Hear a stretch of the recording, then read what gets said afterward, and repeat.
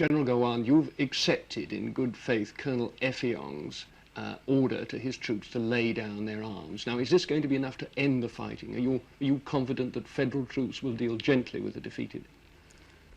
I'm absolutely confident and sure of that, as I'm sure of myself. This operational conduct was given to the troops almost at the very beginning of the operations. And I know that this has been explained to them right from the beginning, from their recruit training right to the very moment. And we have issued instructions to the field commanders and the field troops to ensure that in victory there is magnanimity, and to ensure that we do not do anything which will tarnish our good image and our good name, even though in fact some portion of the world do not believe or trust us. But I think we want to prove to the world that we are men of our own word. You can rest assured that what in fact I've said and what the instruction we have given them, I'm quite convinced that it is sufficient for them to do just what in fact we tell them. There is control, I can assure you, and there is loyalty, and there is discipline in the Nigerian Armed Forces. Is the fighting now at an end? I can rarely say so. I'm absolutely sure of that, unless, as I've said, unless we are provoked, unless, of course, our troops are fired at.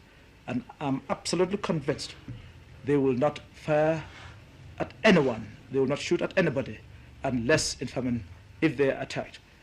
You may hear reports of that, but you can rest assured it will not have been started by the federal government troops. You didn't, in your own broadcast, in reply to Colonel Effiong's, take up one of his main points, the question of negotiations with you. Now, are you going to negotiate with them, or are you going to demand a complete and abject surrender? Well, if you probably notice in my address, I have not closed, in fact, the door for us meeting. I'm quite convinced that we'll be able to arrange a meeting, and I hope they will accept it in good faith, and let's really get on with the job. As I have always said, I think the problem of this country can only be resolved in its entirety between us, Nigerians. I don't think any outsider can really do it for us. Otherwise, the outsider will always be the third party to come and resolve our problems for us.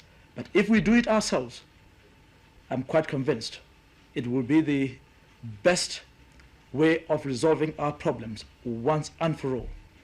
And I hope and trust that this is the spirit with which, in fact, the meeting will take place.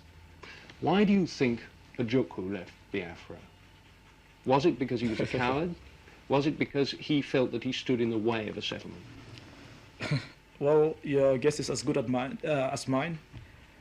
The foreign press that seem to know him better than I do, seem to give him all sort of excellent quality, so much above, in fact, than the rest of us. Ojukwu, the gallant chap who said, "I will fight to the last man, and I will be the last one, that will fall." What a pity! How are the mighty fallen, and in such a cowardly way. If he has done a Hitler, probably we could have thought, in fact, he is at least a man of courage. He didn't do a Hitler. Hitler took a poison, died, and ordered his body to be burned up. At least because he had, he knew what he has done. Ojukwu ran away and left these poor people that he has led into such, suffering, such abject position.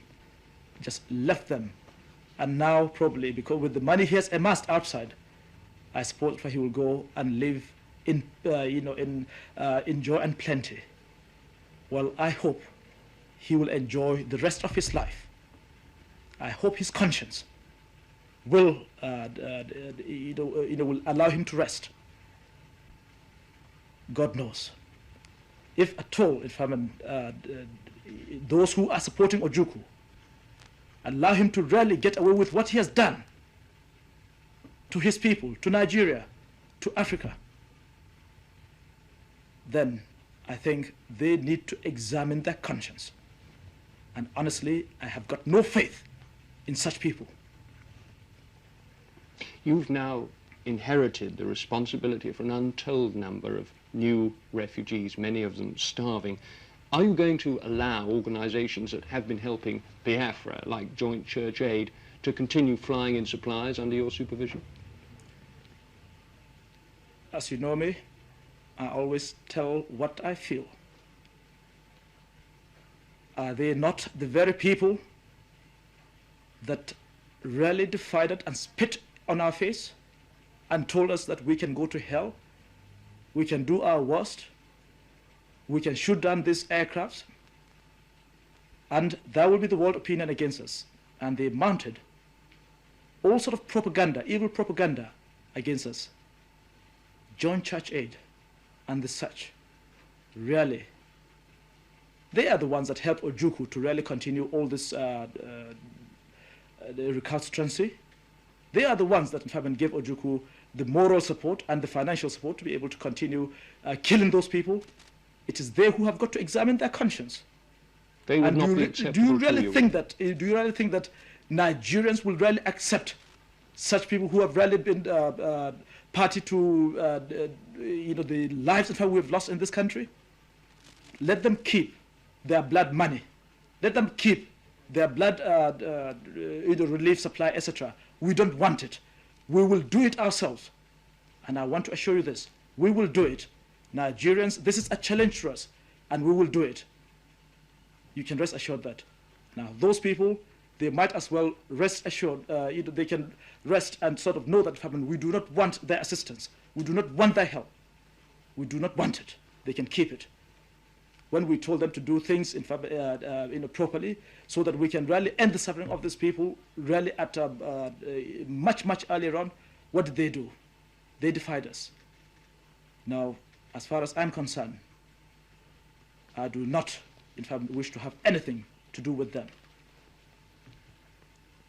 30 months of war are now at an end. As both the head of state and head of the armed forces, what are your feelings today? Well, honestly, it's a mixed feeling. Greatest joy and happiness that the suffering of the innocent people, especially within the secessionist enclave, that suffering, we can say, is almost come to an end. Mixed feeling. Second, the other feeling I have is that we've got a very big and gigantic task before us. I think we are now in the second stage of our, of the war. You've talked about the two races you've been running. The first, the war, which you've now won. Secondly, the race to secure the confidence of the Igbos again, to reintegrate them into Nigerian society. Now, how are you going to be able to do that? Well, as far as I'm concerned, right from the beginning of these operations, we've never taken the Igbos as enemies, as Ojukwu has made them to believe and has made the world to believe. As far as I'm concerned, the Igbos will be treated as an equal citizen in this country.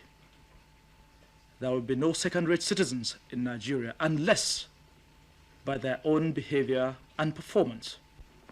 And this applies to any Nigerian whatsoever. The head and the heart is the only yardstick which can judge who will be a second-rate citizen. Therefore, the Igbos have got nothing to be afraid of. They can rest assured that they have got a part to play in rebuilding the new Nigeria which has just been born. Now, let them come. Let them join hands with us, wherever they are, and appeal to them, the Igbos at home, in areas now being liberated, to Igbos abroad, to Igbos everywhere, not to listen to the propaganda of foreign press or propaganda of people who really do not care for their welfare.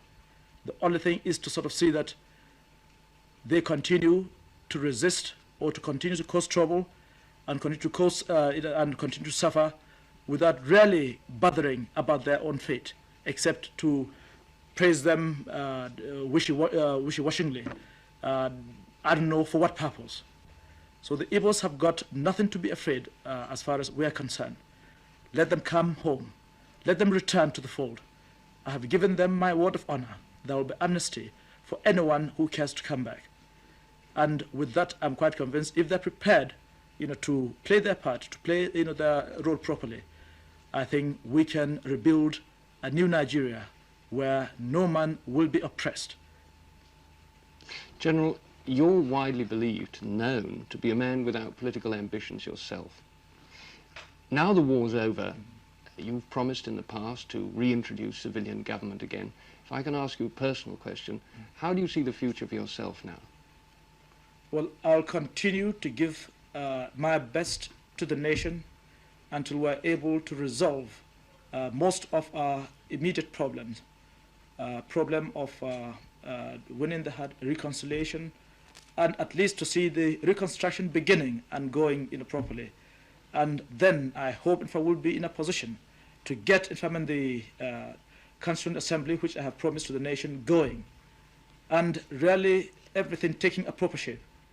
Now, whatever duty I'm called upon, to do, I will do it, continue to do it to the best of my ability in the interest of this nation and the interest of the people of this country.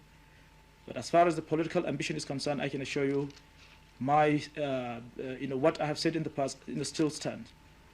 I have got no political ambition. I don't think I will fit in as a politician. Do I look like one? Could you go back to being a simple soldier? Absolutely. That is what I have been all the time. Do I look a different man that I have been right from the beginning as a soldier?